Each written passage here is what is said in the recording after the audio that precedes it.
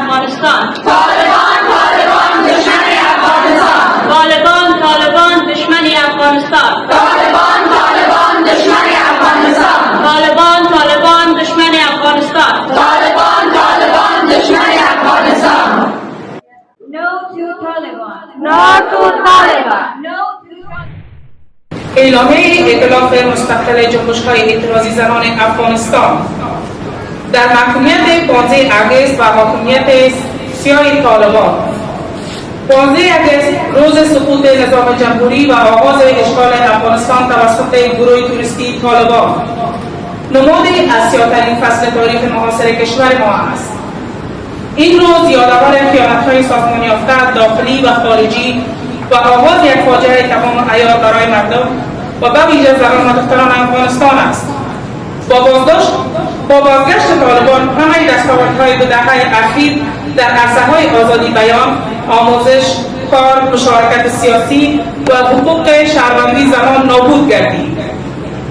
این گروه با سیاست‌های زن‌ستیزانه و قوانین و قانون اسرایی نیمه از جمعیت کشور را عملاً از حق عیار شرافتمندانه محروم ساخته است. دختران از مکتب و دانشگاه رانده شده‌اند، زنان از محیط کار اخراج شده‌اند و آزادی‌های ابتدایی انسانی در چنگال خشونت و ترور روزانه نابود می‌شود. ما ائتلاف مستقل جنبش‌های اعتراضی زنان افغانستان 15 اگست را روز اشغال و سیاه‌روز تاریخ کشور می‌دانیم و اعلام می‌کنیم: 1.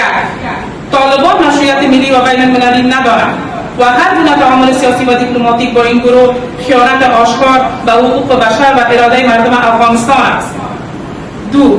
حاکمیت طالبان غیر قانونی و تحمیلی است که با زور اسلحه و حمایت شبکه‌های ترور منطقه‌ای و جهانی بر مردم تحمیل شده است.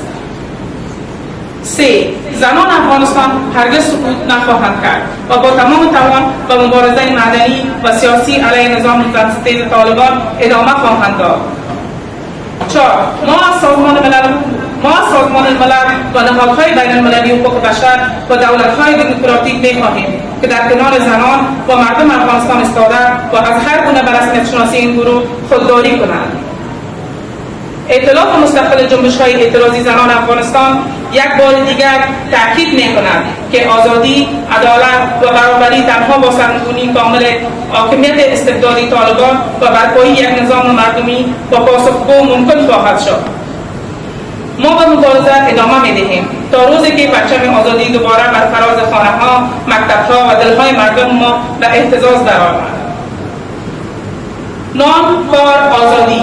ائتلاف مستقل جنبش‌های اعتراضی زنان افغانستان 15 اگست 2025.